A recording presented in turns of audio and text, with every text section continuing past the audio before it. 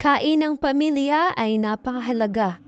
Ang pamilya ay hindi lang dapat busog sa pagmamahal, kundi busog din sa panahon at oras na ramdam nila ang iyong presensya. Napaka-importante sa mga panahon ngayon na naipagluluto natin ng masarap at masustansyang pagkain ng ating pamilya. Napakaswerte ng mga pamilyang magkakasama sa isang hapagkainan habang kumakain ng masaya at nagkikwentuhan. Ganito ang aking pamilya habang kumakain.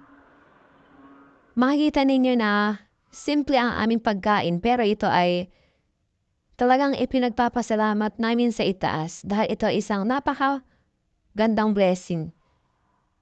Napakaswerte namin dahil sa dinami-dami ng tao ay may nakakain pa rin kami sa kabila ng kahirapang ating nararanasan sa buong mundo.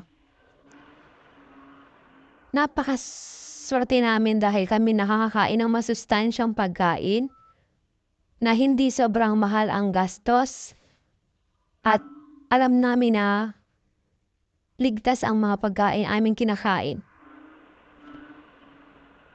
Napakaswerte ng pamilya ko dahil habang lumalaki ang aking mga anak ay hindi nila nakakalimutan at hindi nila malilimutan ang mga panahon na sila ay masaya na kumakain kami. Kumakain kami na puno ng pagmamahalan, puno ng masasayang alaala. Sana ang lahat ay ganito.